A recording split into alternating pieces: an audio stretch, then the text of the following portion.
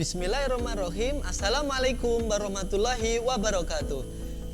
Anak-anakku, bagaimana kabar kalian hari ini? Mudah-mudahan tetap semangat ya, dan jangan lupa bersyukur. Baiklah, kali ini kembali kepada saya, guru mata pelajaran geografi Hendrik Bobi Irtato di SMA MTA Surakarta. Kali ini saya akan membahas tentang materi pendekatan ataupun pengetahuan dasar di geografi. Baiklah, anak-anakku sekalian, materi tentang pengetahuan dasar geografi kali ini yaitu mengenai ataupun tujuan pembelajarannya bahwa anak-anak bisa memahami pengetahuan dasar geografi dan menerapkannya dalam kehidupan sehari-hari serta menyajikan contoh penerapan pengetahuan dasar geografi pada kehidupan sehari-hari dalam bentuk tulisan. Ya. Baik, untuk materi konsep geografi, anak-anakku sekalian, bahwa geografi itu definisinya berasal dari kata geo dan graphe dari bahasa Yunani. Secara etimologi, geo artinya bumi dan graphein artinya melukiskan, mendeskripsikan, mencitrakan, dan juga menggambarkan.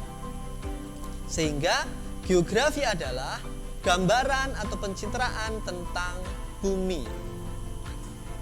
Selanjutnya, pengertian hasil seminar dan lokakarya peningkatan kualitas dan pengajaran geografi di IKIP Semarang tahun 1982 yang diselenggarakan oleh Ikatan Geograf Indonesia atau IGI. Pengertian geografi di sana adalah ilmu yang mempelajari persamaan dan perbedaan fenomena geosfer dengan sudut pandang kelingkungan, dengan kewilayahan serta konteksnya adalah keruangan.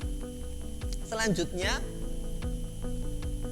adalah materi tentang ruang lingkup geografi. Anak-anakku, ruang lingkup geografi itu ada 5. Yaitu yang pertama adalah litosfer. Apa itu litosfer? Litosfer adalah skala dari lapisan batuan.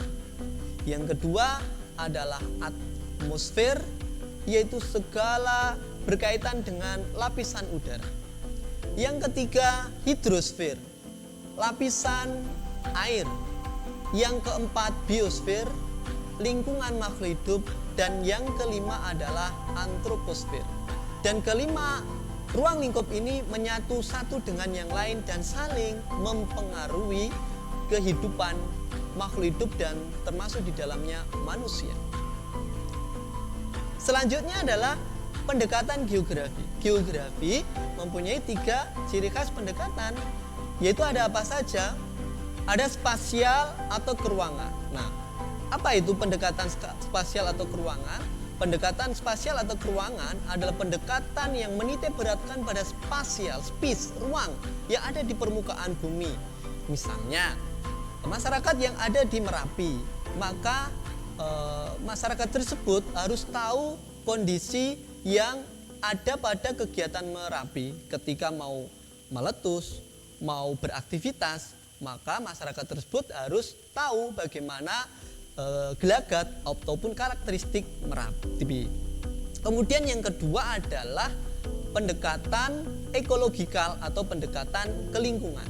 Pendekatan ini adalah pendekatan yang berkaitan dengan lingkungan, hubungannya dengan makhluk hidup, termasuk diantaranya adalah manusia. Misalnya apa?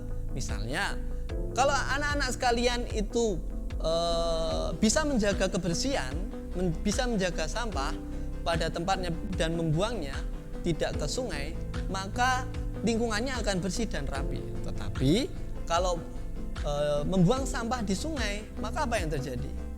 Banjir kan? Ya betul. Jadi terjadilah banjir. Nah, banjir itu adalah akibat dari kondisi di mana lingkungan tidak dijaga dengan baik.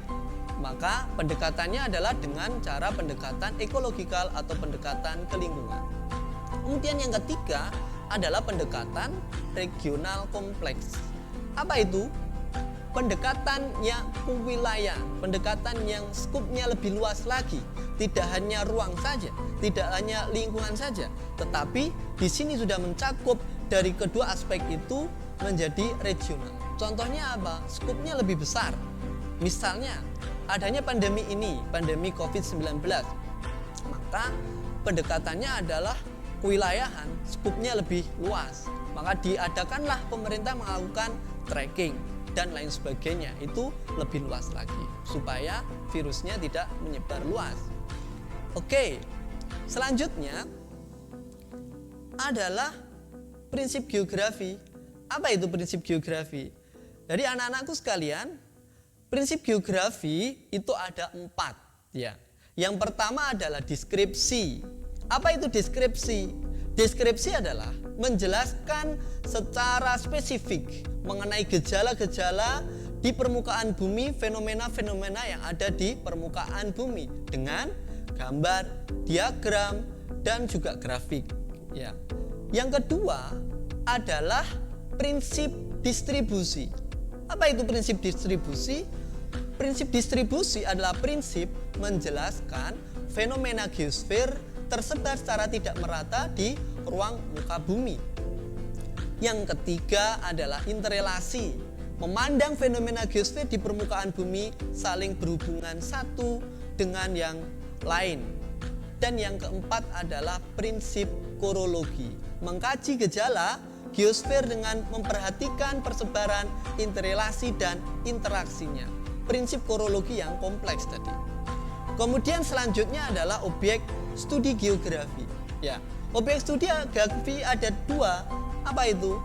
Objek material geografi dan objek formal geografi. Objek material adalah objek yang berkaitan dengan bahan yang dikaji, yaitu fenomena geosfer tadi. Ada apa saja? Ada litosfer, kemudian ada atmosfer, ada hidrosfer, ada biosfer, dan antroposfer. Itulah bagian dari objek material geografi. Sedangkan yang formal apa? Adalah keseluruhan daerah yang menunjukkan karakteristik tertentu atau perbedaan ciri khas antar wilayah, atau yang kita sebut dengan spasial tadi, atau keruangan.